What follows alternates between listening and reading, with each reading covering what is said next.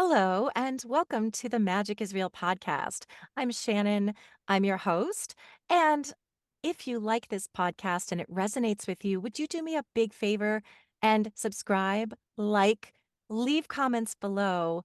I like to see who's here. It really helps with the algorithm. It doesn't even have to be a long comment, just a little emoji if you like. But thank you so much for being here and for your support. And joining me today is Rita Tojal, joining us from Portugal. And I really appreciate her being here at a late hour for her. Rita is a three-time near-death experiencer. She's a psychotherapist. She is a nature lover and a fellow empath and introvert. And I just appreciate her being here so much. So, Rita, thank you so much for joining us today to speak about your spiritual journey and your spiritually transformative experiences. Oh, thanks for having me. It's very exciting to be here. I appreciate that so much. It's exciting for me too. So, Rita, first, I'd like to ask you to talk about what you do for a living, because I know that you do a lot of different things in the spiritual realm, but also in the non-spiritual realm. But tell us what you do for Right. I, clients. I guess the spiritual actually comes through everything I Yeah, do. yeah. I'm a psychotherapist and I'm also an astrologer. And I have a travel agency for spiritual and nature connection trips. But really, it's the spiritual that's guiding all of it. I love that so much. Yeah, I know that you said you love to do retreats. That's my dream. I'm manifesting all of it. I said if I won the lottery, all I would do it besides give to other people and stay out of debt is go on spiritual retreats. So I find that very exciting. I'd Yay. love to start with your background and tell us a bit about who you are as a human being and as it pertains to your spiritual journey. What was your background like? Did you grow up spiritual? Was it Mm, something that happened after your NDEs? Start anywhere you like. that's great. I love that question. Um, I think as long as I remember myself, I have an awareness of the spiritual side of myself.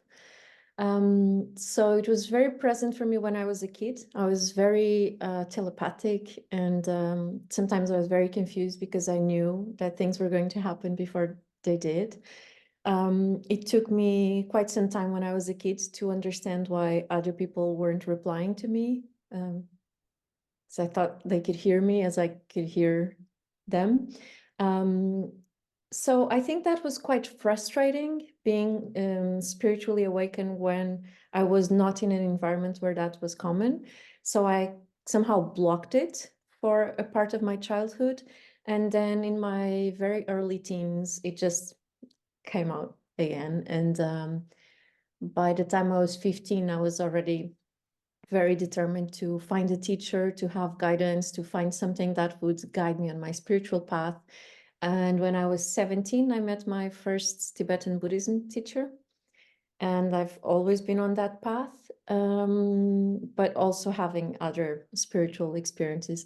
The first near death experience really took me on like a faster path to having to find things that explained what had happened to me, because I had to fit a lot more into my life and I didn't have a framework that could take all of that in. And each of them have done that for me. Yes, but the first, I guess, was like quite a big switch of like, whoa, whoa, whoa, there's Yeah. a lot more to this. Yeah, so many near-death experiencers tell me that they already had these abilities or this knowledge or experiences as a child. Not all of them, but I think, and I'd love to know your thoughts on it, that it's sort of like I don't know if it's a chicken or the egg, but it's sort of a precursor to the near-death experience is where spirit's trying to show you some things and then they give you a near-death experience to make it clearer. And or your soul is already so connected to the other side that it's easier for you to experience a near-death experience because you will remember who you are already. So I'd love to hear what your thoughts are on that, because not everybody who dies and is revived actually has a near-death experience. Exactly. I love this question. We could probably spend like hours just talking Talk about as much this as you want on particular that. Yeah. thing. because it's quite fascinating, um, how, I can say that I've always felt very connected to what I used to call the other side. I don't know if I still call it the other side, Yeah. but just for the sake of communication, when I was a kid, I the first thing I remember was when my great grandmother passed away. I explained to my parents what had happened and calmed everyone down because there was like it wasn't a big deal for me. And this was like my favorite person, I adored this woman. And it wasn't that I was not um, it wasn't a lack of feelings of any kind. It was just that I knew that dying was not a problem, and therefore I was very calm I was 8 or 9, and I just knew that she was fine. So that connection that I already had with the other side has really always, I think, been there as such a clear preparation for going through a near death experience and really traveling in and out of my body present aliveness here. So it's interesting to think of what comes first, but I clearly see, for example, in astrology, we can see people that have a lot of energy in the 12th house or energy in Cancer. There are really clear signatures of people that have more near-death experiences as well. So for me, the way I see this is that there's something in this particular time of wherever we are in our extended karmic journey that really is calling for that connection to the other side. So I do think it's very connected, the fact that we are usually already aware of that when we're children and for the rest of our lives. And then we do go through a near-death experience. And I've also heard from a few other people that something that I felt myself was that there was nothing unfamiliar about that place or that experience. Um, it was really more the case that then coming back felt quite uh, shocking and a little bit like, whoa, whoa, whoa, I'm back here. This is a much less convenient even for my body because there's a sense of entrapment that the other side doesn't have, right? So I do think that going through 3 near-death experiences is not something that comes randomly or separately from who I already am. And because that awareness, that connection, that even ease, I also have a very marked 8th house, 2nd house axis in the natal chart, which is very much connected with death and karma and the dark side, let's say. And not that I experienced the other side as dark, but dark side in the sense that it's maybe true that I can go and explore things that maybe for some people are a bit more difficult to go and experience. So I do think it's really linked with somehow a connection we have to who we really are. And maybe for me, it was really important that it wasn't very difficult for me to know that I wasn't really my identity. I was already aware of that when I had the first near-death experience. So I do think that was linked with a sense of ease that I had already in the first near-death experience. It wasn't uncomfortable for me to be on the other side. Right, that you said that perfectly, beautifully. I understand everything you said. Thank you for sharing that. I would love to know. All right, let's start with when did you have your first near-death experience? So the first one was in the year 2002, and it happened in Amazonia, in the Amazonian jungle in Mm. Ecuador. And I think I was 22 when that happened, something like that, 2021 or 22. And yeah, do you want me to Yeah, you can just launch right share in. how? Yeah, Okay. please, thank you. So I had been traveling in South America for a year at that time. So I was really feeling very comfortable in that territory. I know it's a huge territory, but I was really very uh, at ease there. I was very relaxed. My being was really enjoying that experience. And I think that was important also for how comfortable I was. And then I was living with an indigenous community in Ecuador. And I had been there for a while, and I developed a really interesting connection with the shaman. I really trusted this man. Even if I couldn't really use language to communicate very well, he had a basic knowledge of Spanish because they had their own language in the community. So it was really just intuitive connection, and we just kind of understood each other. And he was very telepathic. This was another really important factor for me. So I had so at some point the shaman suggested I would have an ayahuasca experience. I didn't know what it was because back then it wasn't a popular thing. But I would like to add it to bring it to the story because I do think it was an important part of then going into the near death experience. I think it would have been a whole different thing if I didn't have the ayahuasca experience before.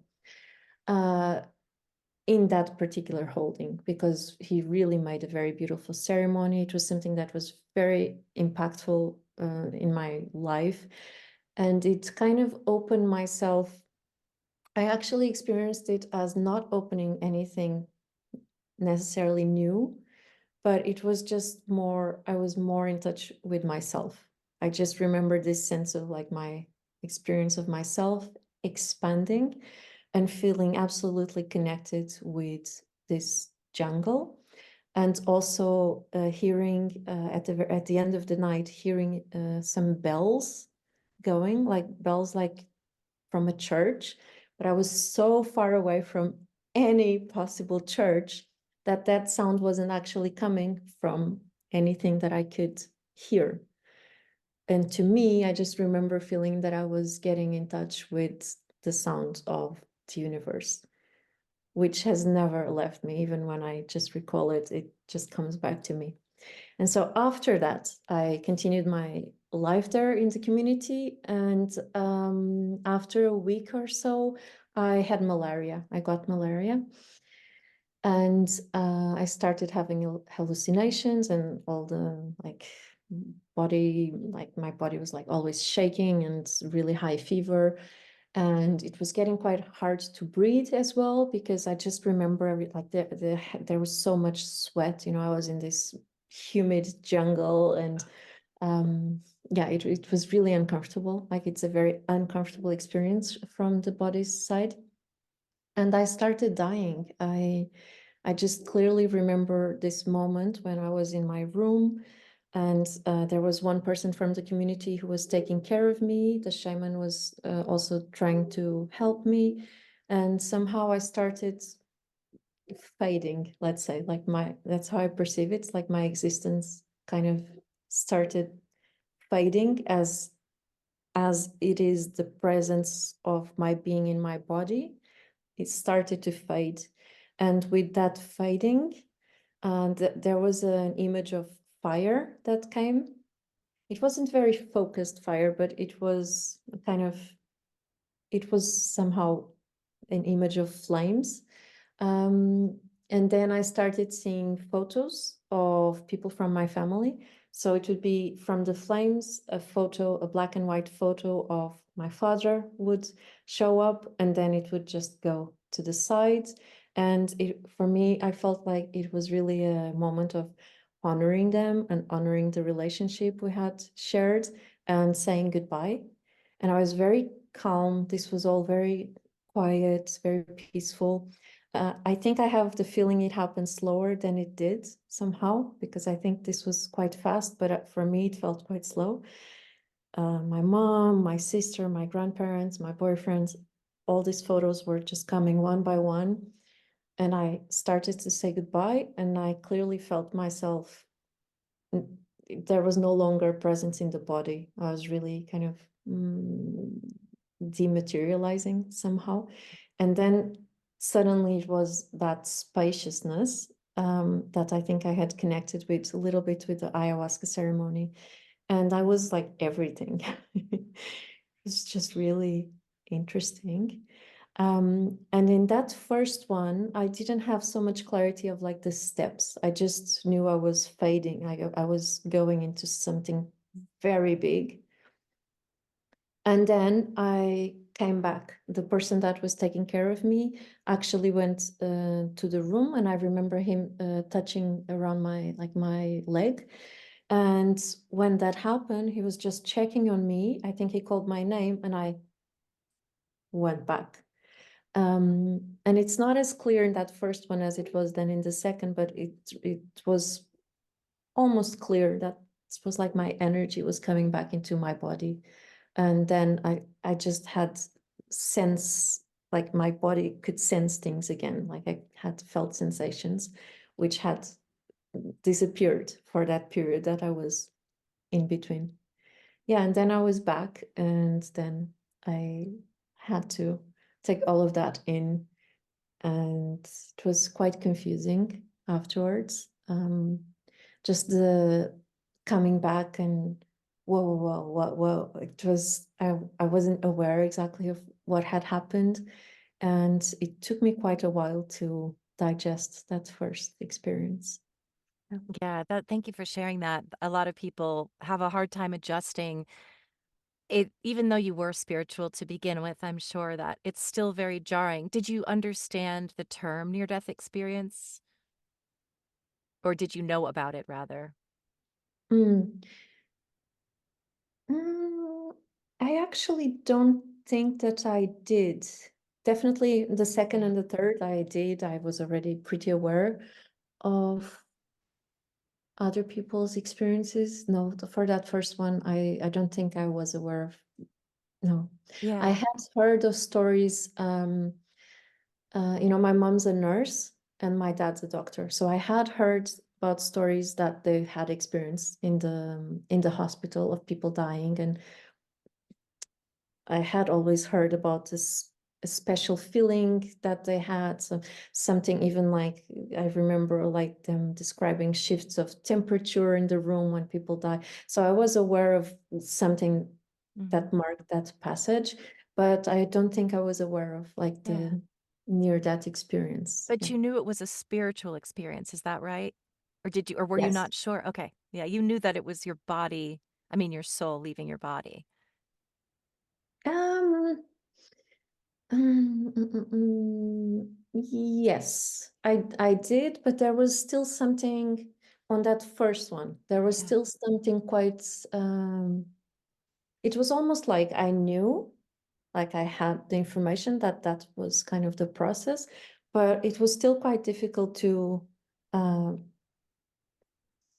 give words to Yeah. my experience. It really took me quite some time to put all the pieces together at that time. Yeah. Um, yeah. Mm. That makes sense. If you don't mind, when was your second experience? How long after that?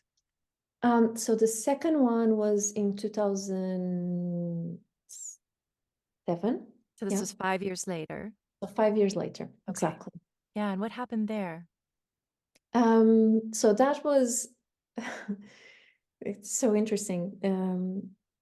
Because I had already taken in so much of the first one, and I was in a quite an expansive spiritual moment in my life, actually, because I had lost one of my best friends the year before, and I was already taking all of that in, Mm. right? How does that actually happen? And I had foreseen that death. So I had a lot that I Wow. had been taking in at that time, to the point that when this particular near death experience happened, I wasn't even surprised. Like, Mhm. really.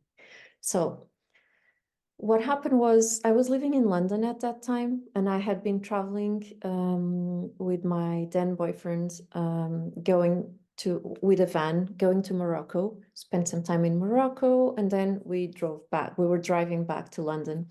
And on the way back to London, we passed through Portugal. So we stopped to see some friends and to say hello to family. And then we continue driving, and we were still in Portugal, and we were driving during the night. And also, I really like the numbers here because I have a lot of 11s in my path, and my karmic number is 11. And I had a car accident at 1:11 of the 1st of November. My Oh, necklace says 111 on it. oh, Yeah. so that's it. We were Yeah. suddenly, it was the 1st of the 11th month at 1:11 a.m. We were hit by this big truck, and our van started to flip over, and it lost its roof. It was one of those vans that the roof lifts, so that just got totally unhooked, and we just continued to spin around. I was just hanging to the van by the seatbelt, and we were spinning.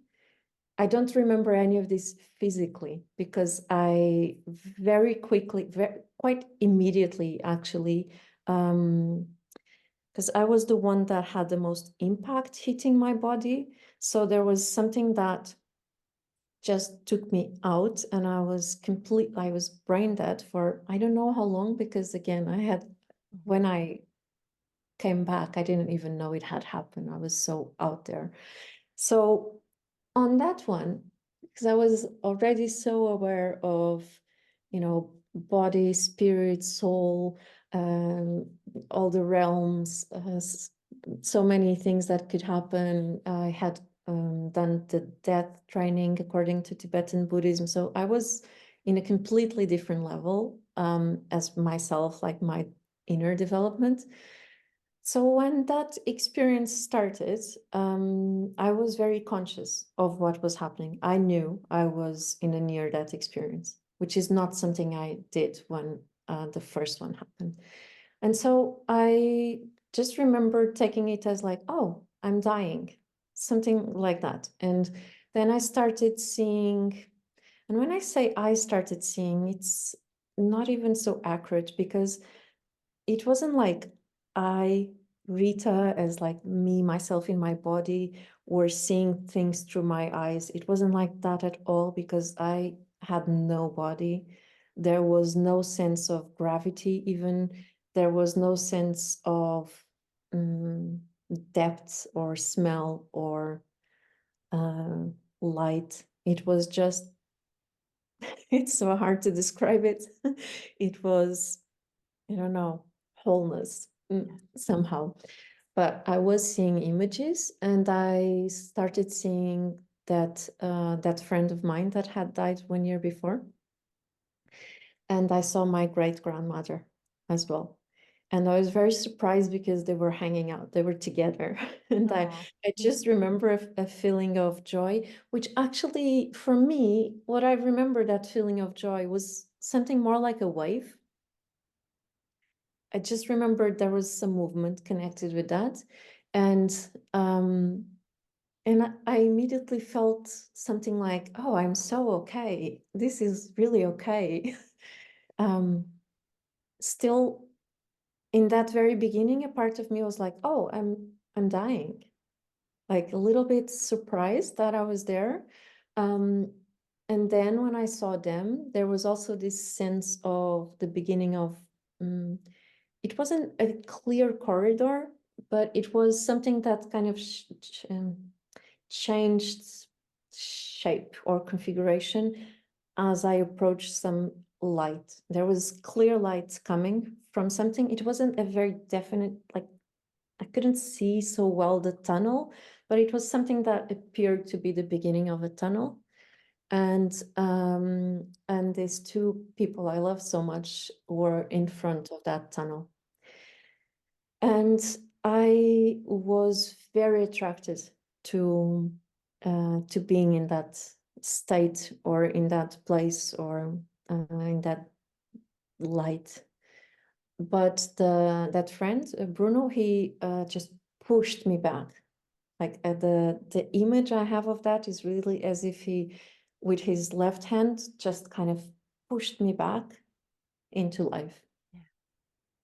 And then again, then my then boyfriend, he inside the van touched my arm, and call my name. And then I just remember there it was very physical. I just remember having to fit, almost like if my body was a wetsuit, the surfing suits, Yeah. because it wasn't easy to get back into the body. So it was, the wetsuit has that kind of resistance because it's kind of plasticky and a bit too small.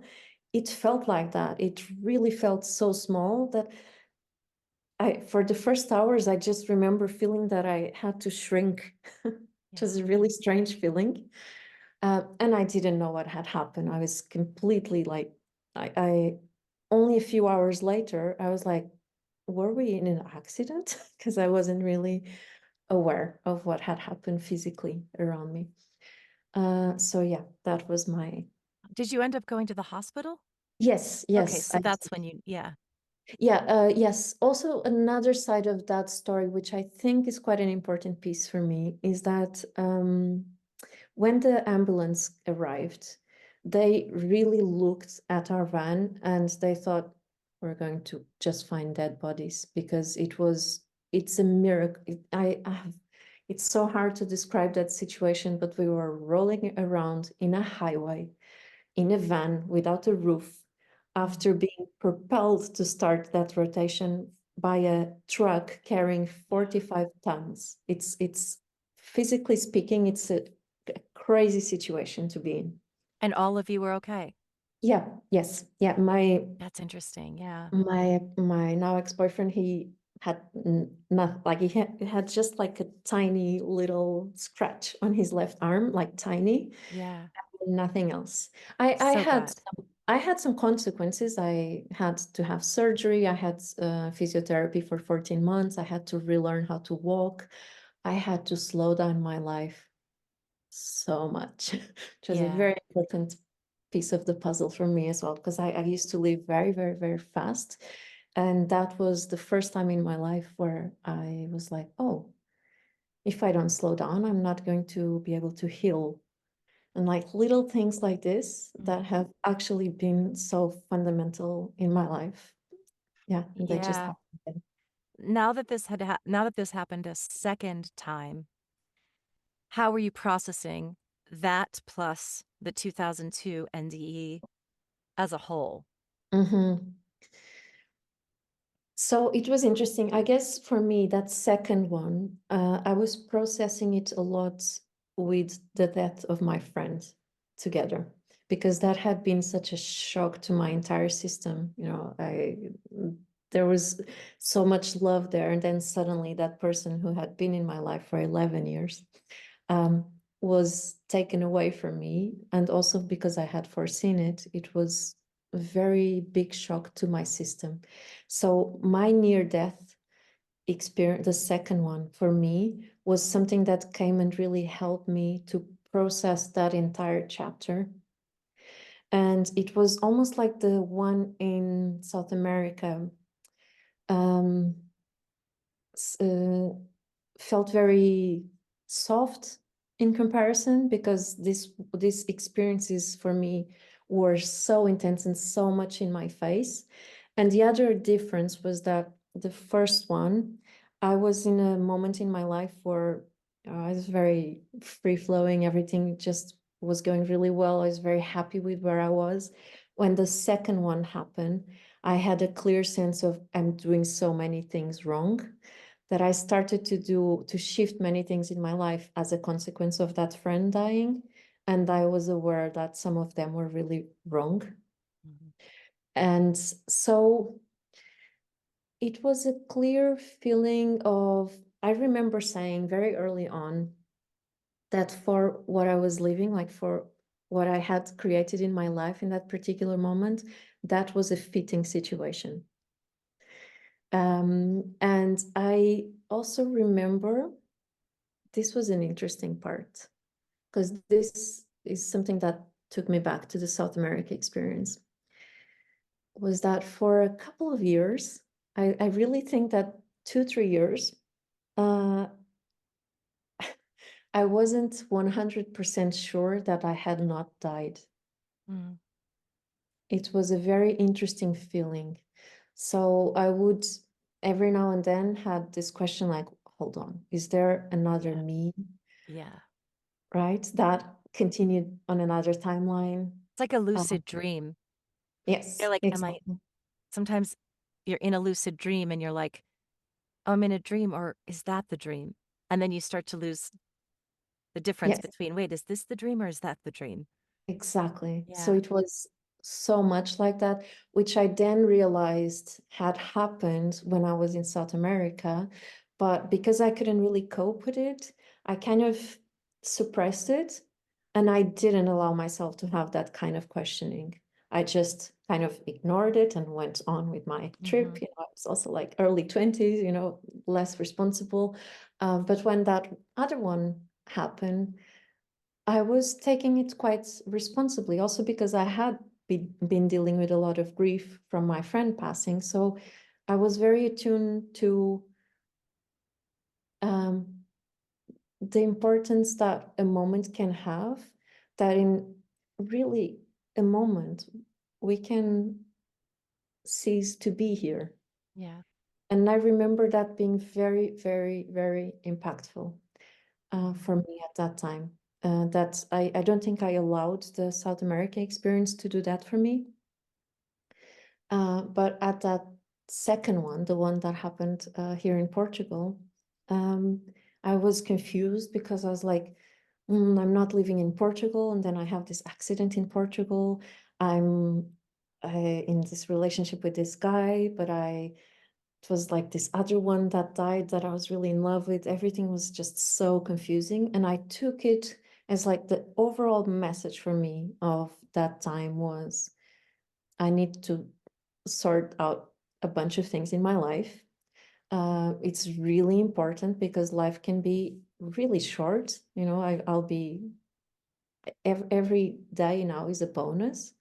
I Mhm. particularly remember after that near that the second near that experience, the first time I had an apple, which was my favorite fruit, um, just feeling like, wow, I used to take this for granted, but this is really special. I can actually eat and have the sense feeling of eat, Mhm. and this is very precious. So everything started being quite precious for me. Not that it wasn't. I wasn't someone. I would not say that I was ever someone who never paid attention and appreciated and was grateful for things. I think I was already as a kid had some sense that everything here is quite special. But it just got like, it's like the volume just went way up on Mhm. that. And everything was like, oh, I get to see this person again, and I get to do this, and I get to do that. And that came with another sense of deepening my responsibility on what I do with this life. How do I communicate with a person? How do I say goodbye to someone? What do I decide to do? Everything just felt so extremely important. And other things, it's like I had clear focus. I had like this extreme clarity on knowing what was important and what was not. For example, at that time, I was actually going to move to New York to do a PhD. I had a scholarship, and I just knew it's like that's not that important. And I gave up. Like it just passed on that opportunity because it just felt like, really, my life is limited. Is that what I want to do? I don't think it Right. is. So those things were just very clear, and I was really determined to get my life in order, and I did. It was just nothing was going to stop me from doing that because I just felt like it's really important. I can die at any moment. I cannot be here just kind of cruising around and doing things that I'm not sure and not being responsible with the people I die. I mean, it was just like, hold on. You Yeah. have to really like change things here. And I always feel so appreciative for that. I'm I don't know if I would have had such a jump in consciousness and responsibility if I had not had that near that experience. Mm. Beautiful. When was the third near-death experience? So the third one was in 2017, Mhm. October 2017. So it's 10 years later. That's 10 years later. Yes. Mm-hmm. And it happened in Ethiopia, and I was traveling on my own. And so in Ethiopia, most of the buses leave really early in the morning, like between 5:30 and 6:30 a.m. Um, when it's still dark outside, or at least at that season, it was still dark outside. And there was a morning bus that I wanted to catch. And for some wild reason, which actually now I know, it's the few things that are always there kind of telling me if I want to listen. But somehow I couldn't book a taxi. It had always been easy to schedule a taxi or rickshaw or something. And that day I just couldn't. Every time I tried to call, or if I tried to get the person to pick me up in the morning the next day, I just couldn't do it. But I can be quite determined when I want to travel. So I was still like, well, I still want to go in the morning. So I woke up and I thought I'll just walk to the bus station. And then there was another step, which was when I tried to leave my guest house to go to the bus station, the front gate was locked, so I couldn't get out. And I was like, can't get out. I still really want to go. um, so then I just found someone, and this person could open the door for me, and off I went towards the bus station. And as soon as I turned from the street where my guest house was to move in the direction of the bus station, this guy jumps on me, like from behind. He just jumps on me, and I had my backpack on, and he started strangling me in something that I now know is actually one of the most difficult self-defenses one can have, because it's just very difficult to do anything, because it comes from really a blind spot. I wasn't seeing that he was coming, and when he was there, it was already too late, because he already had like his hands on my neck. And then we were kind of fighting for a while, because he threw me to the ground. He continued to press on my throat with immense amount of. I could also smell that he had had a lot of alcohol, Mm. and he was really just exerting all this pressure on my throat. But the thing that was quite interesting for me was that I remained quite conscious, aware, and discerning of the situation, which whenever I think of how my internal state was, I think I could only do that because I had already had the Yeah. other NDEs, because otherwise I cannot understand it. So all that physicality was going on, and it was quite bad, it was rough. But inside, what was happening for me was, hold on, I'm in a residential area. I'm going to find a way to scream. Someone is going to come out. I'll be fine.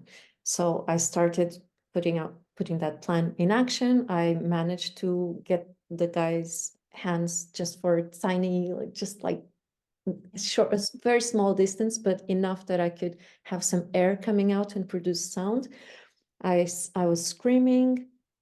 Then there were three young guys that came out. And when I saw them, I just remember feeling really happy. But then they just stood there watching, and they did nothing. And this for me was like, it had like this tremendous impact that I thought, well, my plan failed. Like I have no other way of, this was it. And then I started thinking, this is such a ridiculous death. I had like over $1,000 on me that I could give this guy if he wanted money.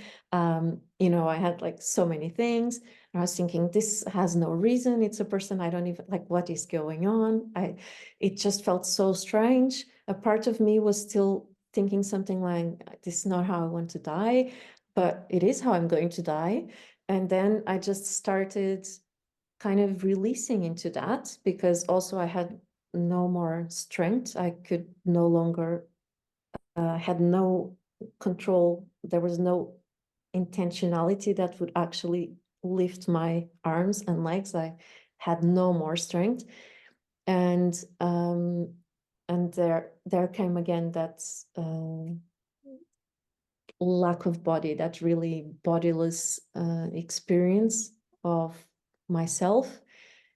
And there I felt quite comfortable again. Again, there was a sense of fire, but there it was actually a bit more like smoke, but it was a presence of fire, but not so much flames, but some sort of smoke.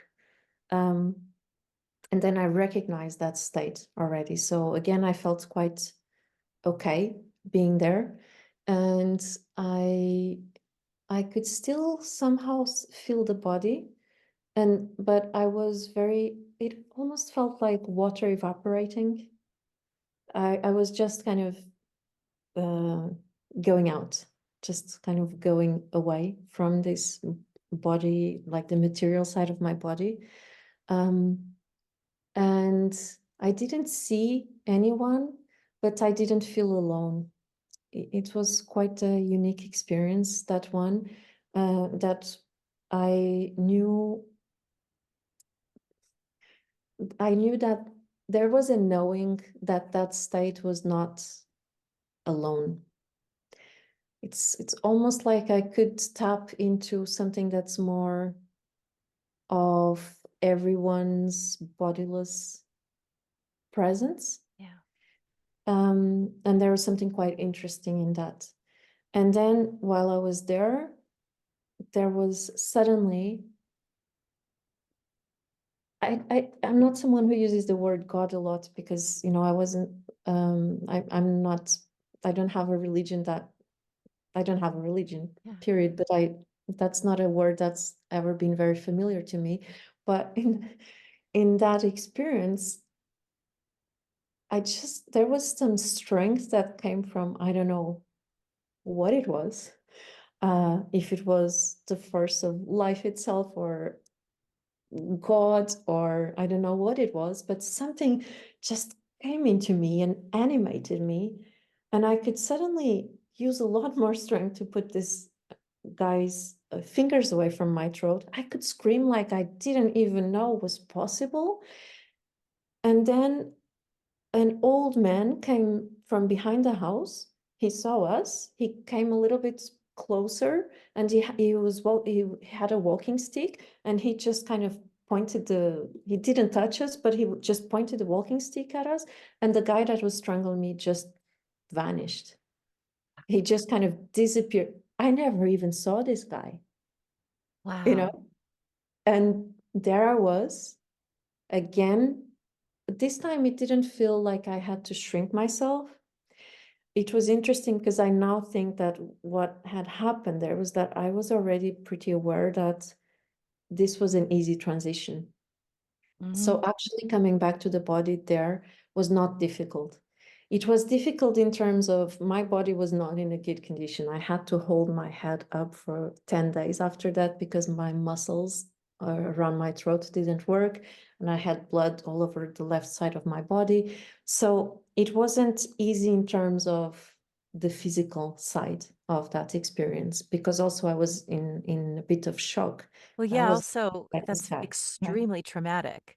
Yes, yeah, that Yeah. took quite a long Yeah. time.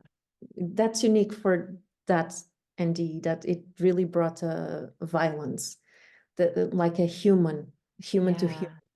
right? So that was its own thing. But in terms of the near-death experience, it was interesting that I just remember knowing how easy it was to come in and out of the body. Uh, and it was almost funny Hmm. that time to come back to the body. There was almost a kind of almost comic side to it. That, oh, here I am. I'm in this Yeah. body. And that one, I think also because it involved the violence, Hmm. I had to I had to engage my whole body to survive, right? Yeah. Or to at least try. And that actually did something quite different for me. Because the other one, like in the van, you know, I was completely powerless in terms of my physicality. I was completely powerless because we were just spinning around. And it is a miracle that we survived. In this one in Ethiopia, I never see that I was saved by a miracle, even if there was that last moment that really is a very miraculous feeling. But I also know that if I had not really me, myself, Rita, physically defended myself, I would not have stayed here. Yeah. I know that really well because there was a time that it was really, I was fighting for my life. So that one also had that added impact of like, so what is it? What you just, it was really hard. It was really hard to stay here. And so that took me somewhere really practical. Like, Yeah. what do you want to do? What are you here for? Like, what are the things that you really have to share that you still haven't done? Like, what are the things that you've always wanted to do that you haven't done? Like, it was just very practical. Yeah. That one resulted in a whole notebook with a to-do list. Yeah.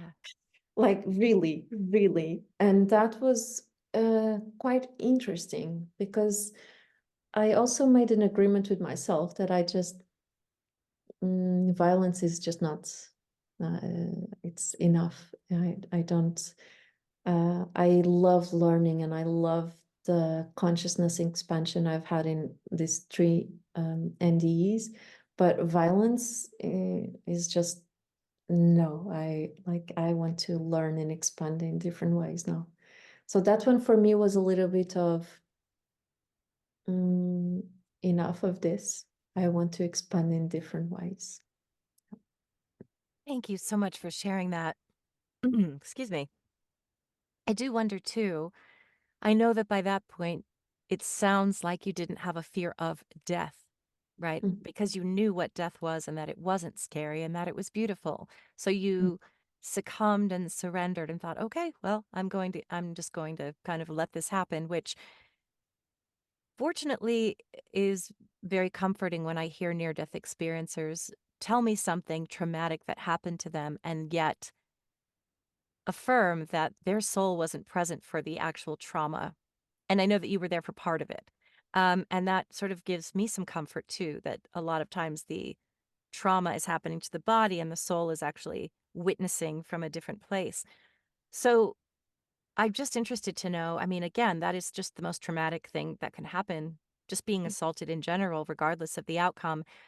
Did your having had three near death experiences beforehand, I really don't want to say make it easier because I don't, mm, but did it, I don't know. How did you process trauma mm, given that you'd had near death experiences, or did those not make any difference in how you processed the trauma?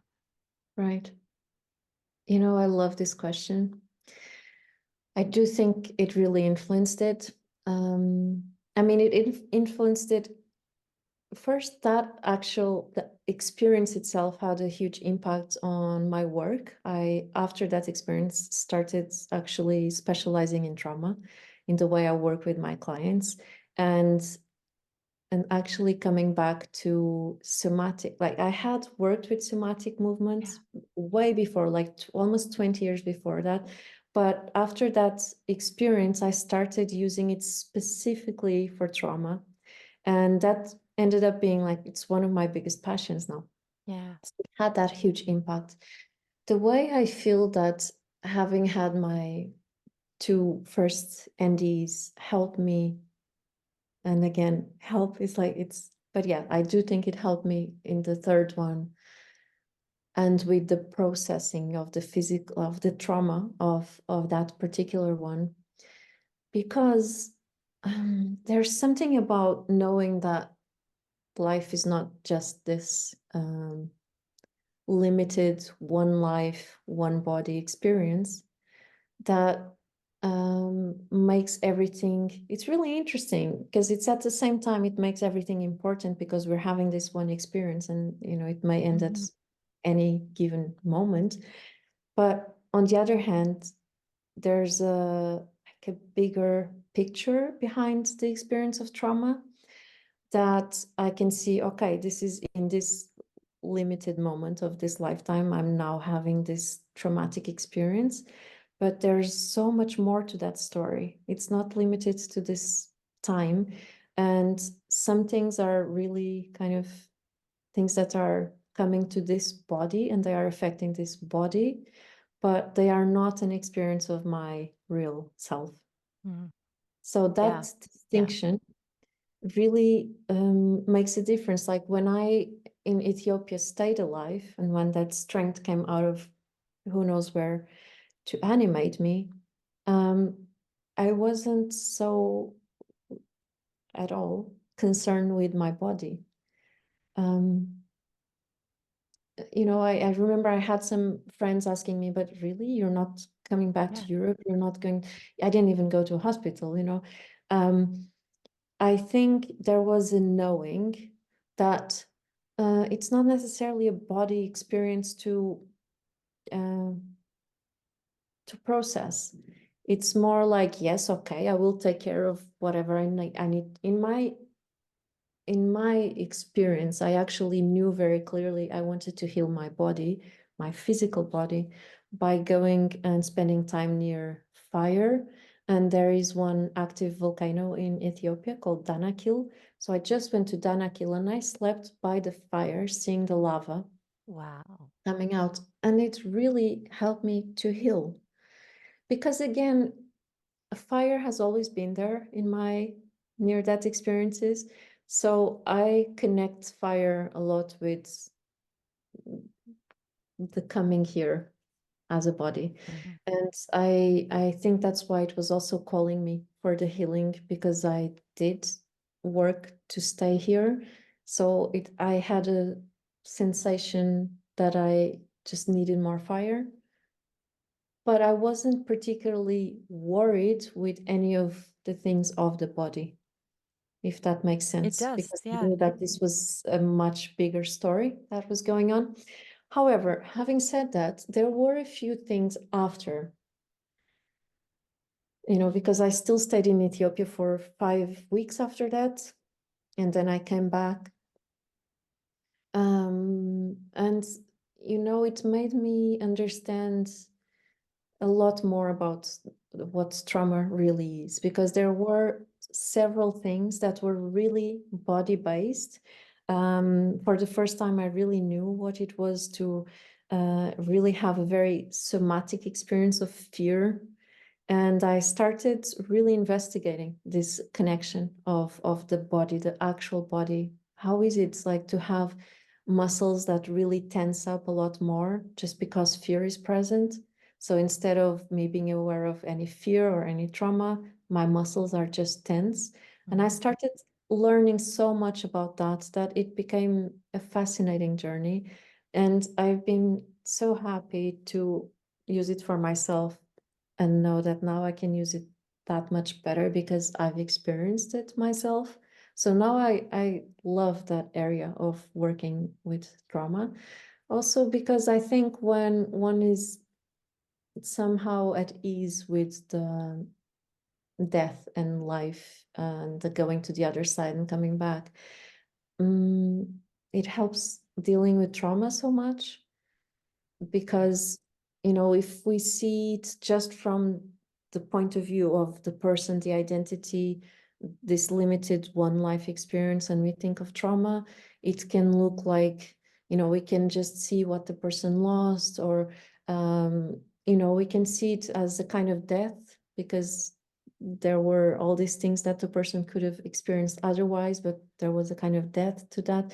But if we know that death isn't any end, uh, and if this life is not also the end, it's just the end of the way it looks right now, but it's not the end of the bigger part of who we are, then trauma is also not the everything. And I actually like a lot to work with trauma as an entry point into the bigger side of us, almost as an NDE can do, if that makes sense. Perfect sense. That's what you answered it pretty much the way I expected you to, but more Okay. beautifully and eloquently. Yeah, because I never want to minimize. I mean, a car accident in itself. even if you didn't remember it, is that Yeah. could cause PTSD in itself. Then Yes. car accident plus an assault, Yeah. I mean, that you're set up for. Not everybody will develop PTSD, but you will have some sort of a response to that. So Yeah. it's interesting. That's why I was wondering about how it's might be different for somebody that has experienced 3 near-death experiences, even if logically you're still I mean, you're still a human, even if Mm-hmm. you understand that there's on the other side there is no good or bad. It's just things that happen to help our souls grow. It doesn't mean Mm-hmm. we don't feel it. If we Yes. didn't feel it, why would we even be here at all? There's a reason why it hurts. So thank you for explaining that. And I feel like you've kind of answered this, but just sort of to wrap up this wonderful interview, what is sort of, I know there's a lot, but just whatever comes to mind, what is a major takeaway from having had these experiences and how you live your life and what you want people to know about their own existence? Mm. Wow. There's so much. I know. Actually, it's really beautiful. What comes more as an answer to that is this very visual spaciousness that I'm seeing inside. Yeah. So I think for me, mm, definitely, I would say that the biggest takeaway is really being in touch with that spaciousness, like knowing that I'm not just me, Rita, with my identity. Um, really knowing, I don't mean knowing as we know knowledge. I mean knowing as like I have clear lived experience of that spaciousness. Actually, I ended up way after all of that. I was offered my spiritual name, and my spiritual name from someone like this didn't come from any knowing of these stories. Actually, is Namka. That means spaciousness. It means the What? blue sky, but it also means spaciousness. So I think that's really the, let's say, skill that I developed the most is I never feel disconnected from knowing that I'm that spaciousness.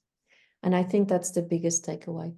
Um, and another one that comes with that, that maybe took me a little bit longer to embrace and even to know what to do with, even when I embraced it, is that uh, even knowing that I'm that spaciousness does not mean that I'm not me, Rita, with my identity. They're not separate things. And I think the way that reflects in how I live my life is I consider myself to be a really responsible person. I don't do anything without thinking of its consequence. And when I think of the consequence, I'm not thinking of the consequence for this one life. I'm thinking of the consequence for like eons of time I cannot even grasp. And I don't do it in a heavy way. It's not like I'm here sitting, oh, I'm not going to do anything, because it's just really taking that very seriously. And, another way that plays out, which is simple, and I think is one that I would really love people to hear, because my biggest wish is that we can all get to these learnings without going through traumatic experiences, right? That would be blissful. I wish for that for everyone. Um, so the simple thing of knowing how special it is to meet another human being and never losing the awareness that it could be the only time you meet them. That is something that has really changed my life, like really, really changed my life. Um, and by this I mean it's not somehow, it's not, I'm not talking about having the theoretical idea that wow, it may be the last time. I mean, like, so if this is the last time, is there anything that I haven't told this person? Is there something I want to apologize for? Is there something I want to wish for them? Is there something I want to give them? And always being on top of those things and not leaving something for, oh, I'll do it next week, or I'll tell him next time I see him. No, like just living, knowing that the only moment we really know we have is the one we're living, and taking that as that is. That's something that's been really important for me. And I guess maybe something I would really also like to say is that, of course, I cannot have this knowledge. I cannot have a certainty of what I'm going to say, because I don't know what my life would have been if I didn't have 3 near-death experiences. But I have a feeling that we can all access this spaciousness and this connection with our, it's very hard to say it in words because every word just feels a bit too small for it, but our true self, our pure consciousness, our spacious being, we can probably access it, because what I've came to know is that it's actually quite easy, because it's never not here. Like quite literally, it's never not here. And I would say that what opens up in our life when we live with a connection to that more expansive side of our real being is that, I don't know, the superficial things in life uh, just lose importance. Like they just lose importance, and with that, there's a depth of living, of being, of and it doesn't. This doesn't mean that anything needs to turn grandiose or anything. It's actually the opposite. It's that very simple things become so rich if we're doing them from that spaciousness. And I think it can be, at, at, at least it's my wish that everyone can access that spaciousness somehow. You're such a beautiful speaker, Rita. Thank you so much for showing up with such beautiful energy and insight and wisdom, and for sharing your story over and over again. I really enjoyed speaking with you, and I know my audience is going to love this interview as much as I did. Oh, thank you so much. And thank you so much for doing this beautiful work. Like, it's so important to have this space, this platform where these stories can be shared. Thank you. It's an honor. Thank you.